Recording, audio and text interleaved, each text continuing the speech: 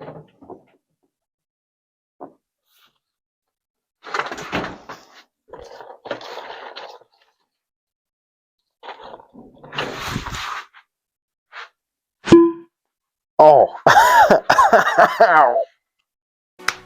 Hey guys, it's Ashton from Action Warrior Props, and I've been playing a lot of Arc Raiders. And today we are going to be building the Breacher tool from Arc Raiders.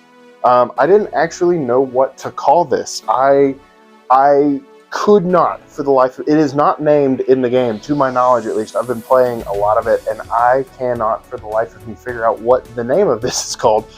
So I'm calling it the Breacher tool because you breach and search, and it's awesome. I think it's really fun. I think it's super cool. And yeah, I wanted to build it. I know that's a super shocker considering I am always like a year behind on current things. So let's talk about this prop. This was so hard to find reference images of. So I literally ended up having my wife join my game and go up to me, and I had her do the unequip and re-equip emote so much so I could get a screenshot of the profile so that I could make sure I got an accurate, I could make an accurate template of this. I did. It was just a lot more work because normally you can like look up an image and find a perfect side profile or find like a ripped game file. Not for this, not for this. If you want to build it, there's a free template on my website. Yeah, if you want to go over to my website, www.something, yeah, you can pick this template up 100% for free. And when you go to print it out, we're going to print it out at 100% in poster mode using Adobe Acrobat. And yeah, that's the housekeeping for this. Let's go over a quick materials list. Materials list for this bad boy. This is, I want to say, mostly HD foam. The parts that are not HD foam is I used a wooden dowel rod that's underneath this foam and a PVC pipe that's underneath this foam. As well as just some spare acrylic pieces that I had laying around and some spare hardware. For the most part, this is 4 and 10 millimeter HD foam. There's a little bit of 2 mixed in here, but it's not an overly complex. It's not an overly complex piece. So let's talk about building this bad boy. The urge to twirl this. I don't know. It is something. It is the boyish urge to just swing whatever you have on hand at any given point. Also, this is super con safe. So yeah, I'm gonna stop twirling this now. Let's talk about building it. So to get into this, once you have your template printed out, we're gonna go ahead and lay that out on a surface that you feel comfortable using. We're going to start by building the shaft of the breach tool. Now, what I mean when I'm talking about the shaft is I genuinely, and there's going to be some 12-year-old who's laughing at me, we're going to strictly talk about the core here and the core here. That is what the shaft is going to be for this build. So, as stated before, what I did for the base of the skinnier part of the shaft is I used a wooden dowel rod. The size I used, I think, was 1/2 inch, if I remember correctly, but that doesn't really matter because I'm going to wrap it in HD foam to make up for that thickness later. I also used a PVC pipe that was 1 inch around, but I also, you know, again, I wrapped that with 4mm HD foam, so not that big of a deal. So once you've got your shaft material of choice, again, dowel rod, PVC, I then wanted to go ahead and prep these so that glue and foam would stick to them. So I did go over them both with 80 grit sandpaper. This is just going to scuff up the surface so that glue sticks to it just a little bit better, and that way you're not having to worry about it losing its adhesive properties later down the line. Then I mark out where my dowel rod on the foam ends and apply a decent layer of large contact cement. And then I wrap it with 4mm HD foam. Remember to leave a space down at the bottom here that is not going to get covered by your 4mm HD foam because it is a skinnier taper, and we're going to wrap that with 2mm HD foam later. If you have any seams from wrapping your 4mm HD foam over either part of the shaft here, you can go ahead and take that to your Dremel tool or your belt sander and just roll that nice and even like so. Now we're going to go back to the small gap we left at the bottom of the wooden dowel rod, and we're going to take some Starbond CA glue and wrap that in a thin strip of 2mm HD foam. Again, there are probably some pipes and stuff that you can use that are the exact same size as the template indicates, but this was just easier to do it this way. It gives it a nice grip and makes it a little more con-safe. Once you've got your PVC pipe and dowel rod ready to go and they've got the foam and everything on them and they've been sanded, we're then going to attach the two together. To do this, all I did was mark off where I wanted the dowel rod and the PVC pipe to meet, and if you have any excess HD foam, you can trim it up like so. Once that's done, you can shove the wooden dowel rod up into the PVC pipe just to make sure it fits. Now, before we glue this together, one thing we need to do is flatten our PVC pipe. And no, we're not going to flatten it all the way, but as I was looking at this in the game, I noticed that the shaft, this part of the shaft right here, didn't look so much like a cylinder. It looked more oblong. It looked like an oval. And I think the more I look at it in game, the texture has a wood look to it. So I think it's supposed to mimic like an axe handle or something that was added onto the metal piece at the bottom. And an easy way to achieve this is to evenly heat the PVC pipe back and forth just a little bit, and then take something flat like a wooden plank and press down on it. Once it's pressed down just lightly, you're not trying to flatten it all the way, just give it a more oval shape. You can then run the dowel rod into the PVC pipe and attach it at the base using some heavy Starbond CA glue. I was really struggling to remember what I was talking about there for a minute. Now, one thing you'll notice once you've attached that is it does have a little bit of a wobble. If you hold the wooden side and rattle it a little bit, it's going to bounce off the walls of the PVC pipe. There's a fix to that. Not everybody has access to this fix, but this is what I'm doing for mine. I took my PVC pipe and dowel rod over to my resin table and I simply poured some Smoothcast 66D in there. That's an impact resistant resin. It's also a little lighter weight, so it wasn't going to add too much weight to this, but it was going to make sure that the wooden dowel rod ran up here straight and still stayed impact resistant and solid. Once the resin is cured on mine, what I then did was make sure I wrapped the PVC pipe portion in my 4mm HD foam. Before we finish this section, this part of the PVC pipe, once again, did to me look like it was a wooden texture. So what I opted to do was my tried and true method of heating the HD foam, and then took my wire brush, I'll find it,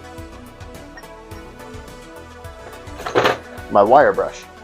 Took my wire brush and I scraped in one direction down the PVC pipe foam hybrid thing that we made.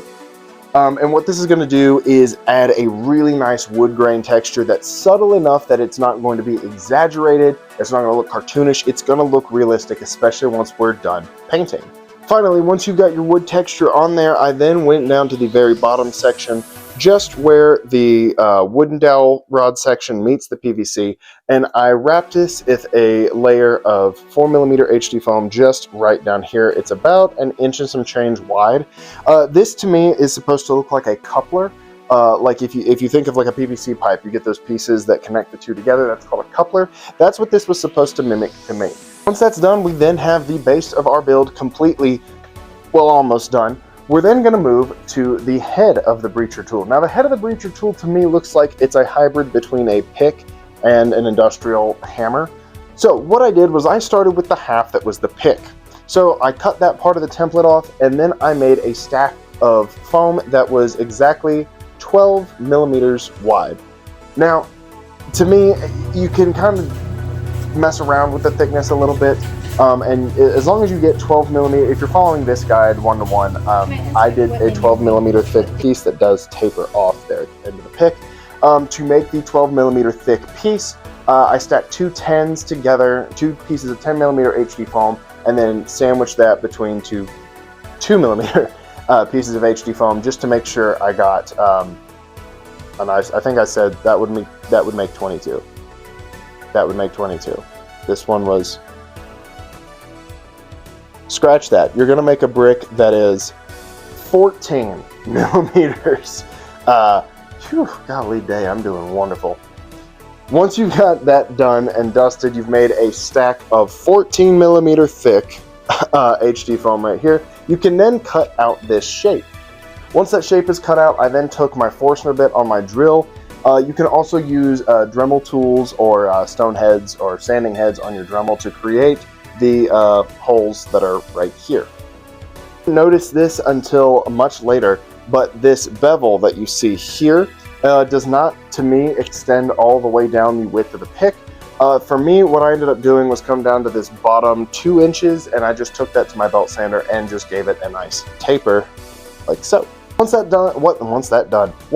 done, the pick side of the hammerhead is done, and you're ready to put that to the side. We're going to talk about the hammer side of the head of this tool. Now, the hammer side of this tool is easily done if you have access to a bandsaw. If you don't have access to a bandsaw, you can sand this down, or you can make a hollow head of this. But to follow this tutorial, we're going to talk about how I did this by essentially making a brick and then cutting it like so. So, to do the hammerhead portion of this, what I did was I made a stack of 42 millimeter, or I guess 44 millimeter HD foam. So I took 4 pieces of 10 millimeter HD foam, then I sandwiched 2 pieces of 2 millimeter on either side of the brick. Once that was done, I then traced my template onto the wide side, the face of the foam, and went and cut that out on my bandsaw.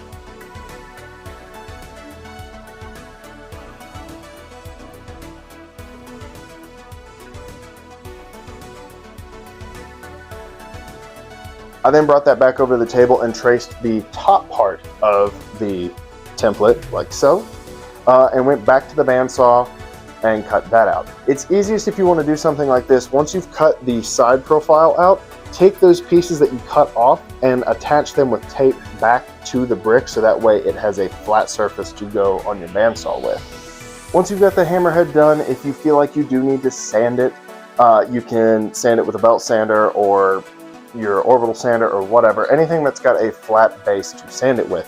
Again, this is easiest done if you have a bandsaw and you can just cut the side profile and then using the template in the template, then cut the top profile, and then you will get this exact shape and shouldn't need a lot of sanding. Once you've got the pick and the hammerhead pieces done, we're going to attach them either using contact cement or Starbond CA glue.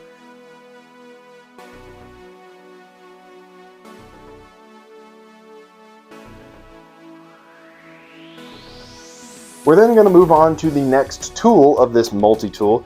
That's what they should have called this. They should have called it a multi-tool because it's got the ascension tool, like the zipline tool. It's got the hammer, the pick, and the pry tool. Should have just called it a multi-tool. Yeah, that's right. My wife's back there making fun of me. I did not get left in charge of naming this. But hey, I'm not sponsored by Arc Raiders. Although I wish I was. Call me. Next, we're going to talk about the pry tool at the base of the breach tool. Now, this is the part in the game that they stab into things to break them open, and to me, it looked like a hybrid between like the end of a Wonder Bar, a crowbar, and like a typical like fireman breach tool. So I kind of opted to mimic something similar with this.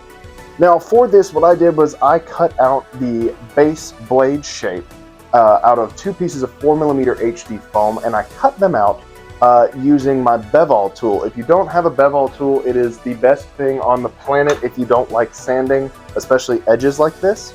You can set it at an angle and just cut through the foam. Super simple and super easily, like so.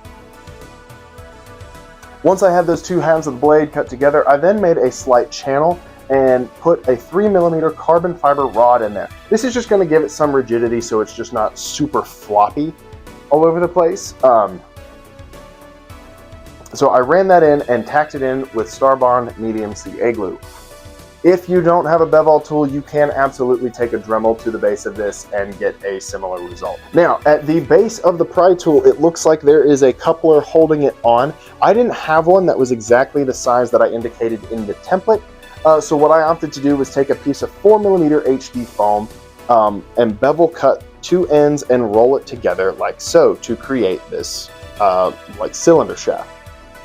Once that cylinder was made out of my 4mm HD foam, I then cut a notch with my utility knife that was the thickness of the pry tool, so that way I could simply slide this in and glue it using Starbond medium CA glue. They don't pay me to say the full name of it.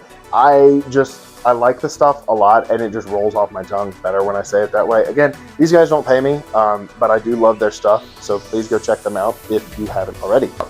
The pry tool as well has these it has this fancy rivet washer looking thing on either side. I opted to make these by punching out some 2mm HD foam with some circular punches I had. Once those were done, I then took a stone bit on my Dremel and lightly dremeled in to the surface of the 2mm HD foam to make these nice indented rivet looks. Once those were glued on, you then still have that tail of the carbon fiber rod poking through.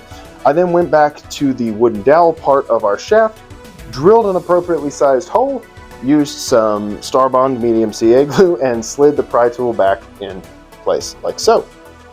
I'm being like way more thought out. Like, look at all of these notes I took. I like scripted this one. Isn't that so impressive, Mom? Are you proud? My mom doesn't watch this content. She doesn't like my foul mouth. Moving back to the base shaft of the build, we're then going to go up to the top of the PVC pipe. Now, if you're like me and filled the pipe with resin, I did leave about an inch at the top gap, and that was just so I could attach the next portion of this build. Now, because our PVC pipe is an oval shape and no longer round, we may have a little bit of an issue inserting another dowel rod into the PVC pipe. So what I did for this was I cut a section of wooden dowel rod and notched out the sides like so. Once the notches were done, I test fit it to make sure it would fit, and then I wrapped the full cylindrical piece with a piece of 4mm HD foam. Once again, that is this section up here. This is now going to act as the base coupler for the pick and hammerhead up top. Once that's done and dusted, we're then going to talk about this lever thing that's right here. To me, I assumed this was like a lever for the zipline tool. That's what it looked like to me when I was looking at pictures up close in the game. Because of the way it attaches to the ascension tool, to me it read as though it would activate some sort of pin system and slow you down or let up. My very thin knowledge of actual zip lines, that made sense to me, so that's what I'm calling this right now, is the brake lever. To make the brake lever, what I did was I cut out the template portion out of some 4mm HD foam. I opted to flip and trace this here so that way I can make it one uniform piece. Now, when I did flip and trace, I laid my PVC pipe down in between the two halves of the brake section, and this is to mimic the bend of the PVC pipe. I then trace it with that added width and wrap it lightly around the pipe. Now, you can still see here I have a gap between my two pieces of 4mm that are wrapped around here. I opted to fill this gap with a piece of 10mm HD foam to act kind of as a bridge or a spacer. Using some Starbond medium CA glue, I attached that 10mm spacer to the insides of this 4mm, which created a solid piece. I cleaned up the edges with my Dremel tool and then rounded out the 10mm bridge so it matched the shape and contour of the PVC pipe. Once you've got that done, you can then slide the brake lever onto the top of the PVC pipe section of the shaft and tack it in using CA glue or barge contact cement. Once that's attached, we're then going to move back over to the head of the prop and make our attaching pieces. To do this, I used the piece in the template that I've provided, and I made a strip of 2mm HD foam. I cut this, I want to say around 8 inches long initially, so that way I had an excess. I then wrapped that 2mm HD foam around the seam line of the hammer and the pick, like so. I then used some CA glue to tack it at the top and then wrapped it down at the bottom. You'll see here I also added a 10mm spacer at the base of the pick hammerhead combo here, and this is going to act as an additional structure piece for these the 2mm bracket that we just made to wrap and attach to. Now, because I'm a fan of using real hardware, after we got that bracket attached, I then attached a spare set of nut and bolt that I had. They looked like hex pieces to me in the game, so that's what I used. Once you've got that hardware on there, what I then did was took another piece of my 3mm carbon fiber rod, drilled a pilot hole, and ran the carbon fiber rod up into the axe or the hammer pick combo there. This is just going to add a little bit of structure and make sure A, it doesn't wobble, and it's got some impact resistance to it. Once you've run your carbon fiber rod on there, you'll notice there's one additional teeny shaft that we have right there connecting the last wooden dowel piece to the hammerhead. For this, I had some acrylic dowel rod laying around. This stuff is, hold on, I'll get a measurement for you. I would if I knew where my tools were. Aha! It is 3/4 inch acrylic dowel is what I used. I then drilled a 3mm hole so that the carbon fiber rod could slide through it. Once it was slid through and attached, I then drilled a 3mm hole into the top of my wooden dowel rod. That way I could finally attach the head, the acrylic dowel, into the wooden dowel and make a solid piece, like so. Now once again, this is super strong, and that's a lot in part to the CA glue and the carbon fiber rod that's going in there. But yeah, super simple fix for making sure we don't have any wobble. And again, this does taper, or not taper, but tears off into several different sized cylinders going down here. So that's why there are obviously so many in this build. And finally, we're going to talk about the ascension tool. The ascension tool may look a little complex, but it is probably... I don't know if the mic picked that up, but the amber lamps just went by.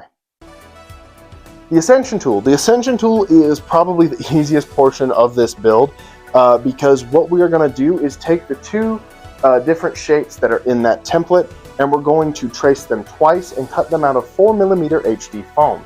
As you see here, they look like they are hollow brackets.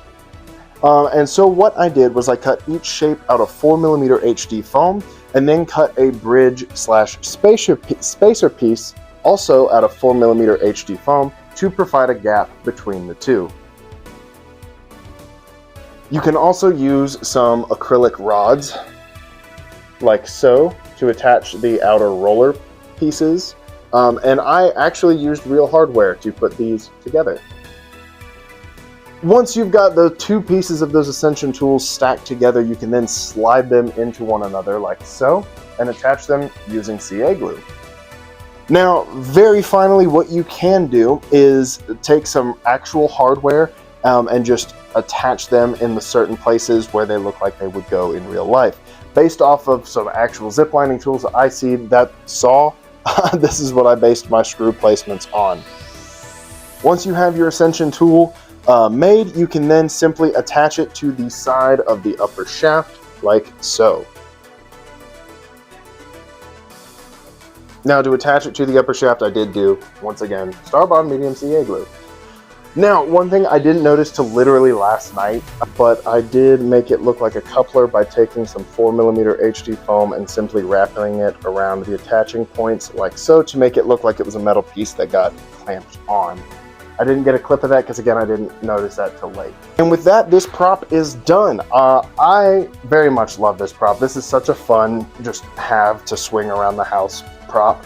Yeah, this is such a fun prop, and I'm having an absolute blast with Arc Raiders. Like, I have not enjoyed a looter shooter in God knows how long. I'm just having an absolute blast with it.